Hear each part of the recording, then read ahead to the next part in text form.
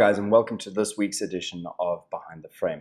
As you will remember, a couple of weeks ago I asked you which of the 3 images that I shared on Instagram you would like me to feature in the Behind the Frame series, and the response was great, but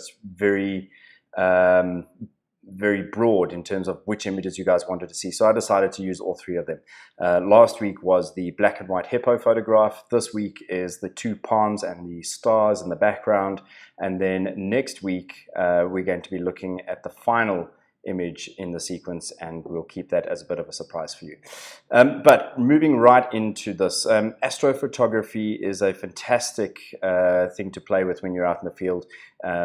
Often as that sun sets, we tend to put our cameras away, but there's still so much more to be captured, especially given the technology and lenses that we have in today's world. So let's have a look at some of the technical specs on the image. It was taken with a 16 to 35 mm lens, so very wide, and you kind of need something like this for astrophotography.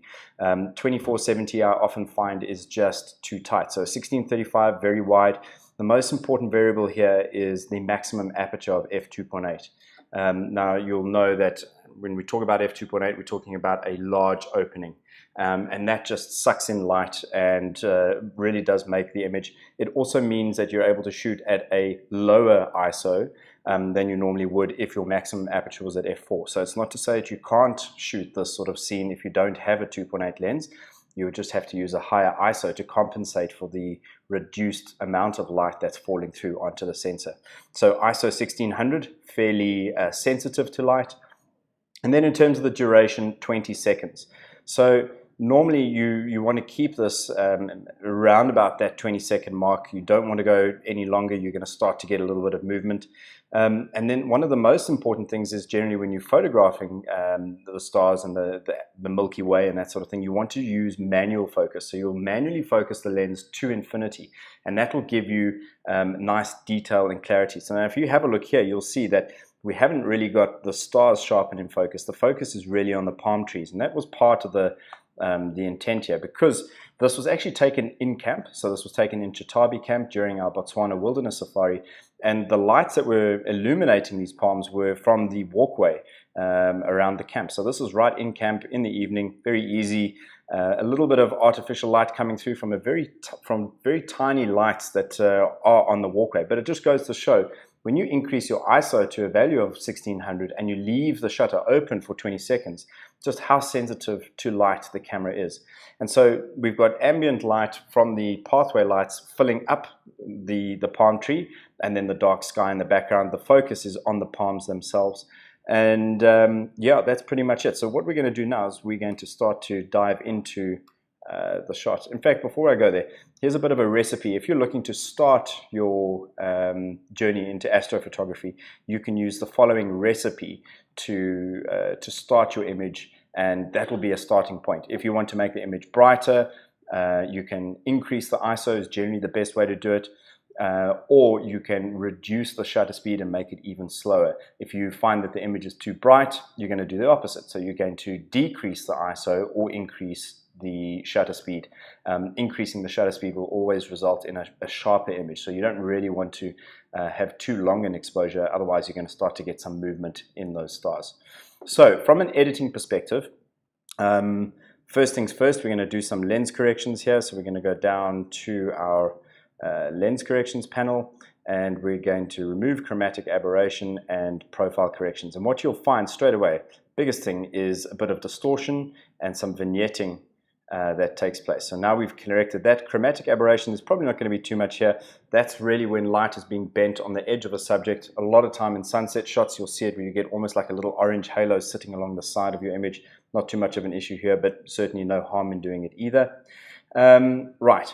Now, for the final image, I chose to work this as black and white because I just felt that it was going to have a lot more impact and presence and something different. There was very little color in the sky in the Milky Way, and I liked the contrast of the illuminated palms against the very dark sky.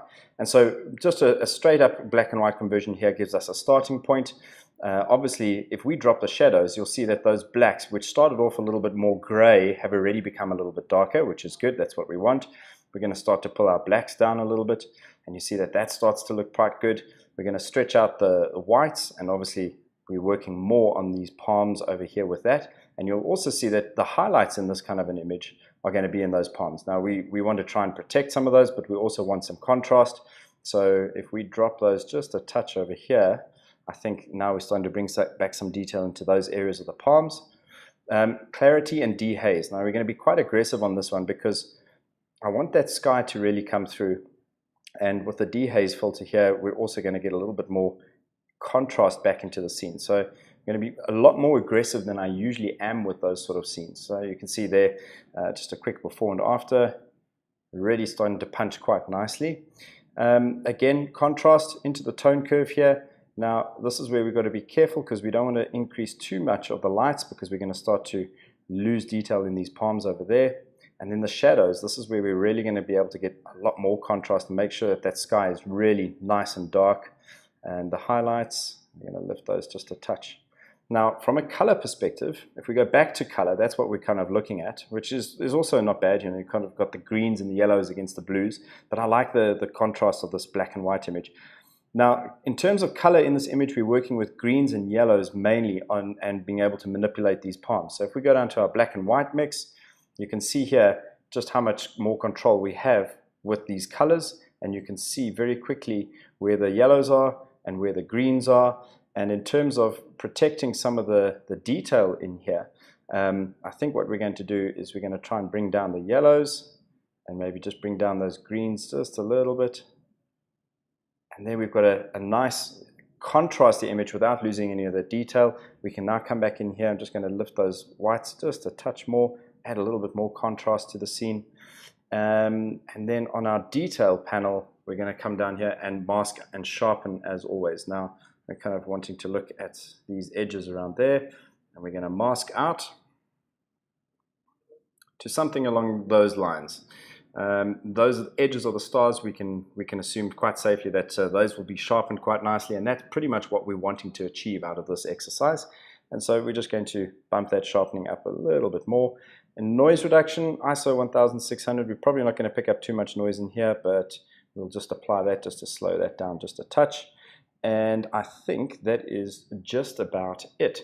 So from a before and after, we really have transformed this image. You can see that it's kind of washed out and hazy, and now we've brought back some contrast against these palms and the sky.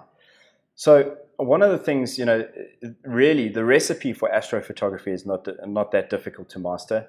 You obviously need a tripod, and there are a couple of other variables, and I'll link to a blog post at the bottom of this clip, which Jerry has done on shooting astrophotography, which I think would be a really useful blog to read after watching this video. But the main thing for me is the feature, and you're wanting to try and show the scale of the sky, and so you need something to anchor the frame. These two palms were in the perfect position, nice and easily located at camp, which is often a challenge, as well as to get out of camp where you've got so much ambient light. Luckily here we were able to make it work to our advantage. But the biggest thing for me when it comes to astrophotography is the kind of subject that you're going to have to anchor the shot. So master the recipe, and then just be aware of how you can try and play around wherever you do find yourself to try and capture these sort of images. It does add a whole new image to your photography in general. So that's it from me for this week. If you guys have any other questions, do drop me an email or check out the comments section on both the blog and the YouTube video. That's it from me. Next week we'll be focusing on the final image in this 3-part series. Cheers.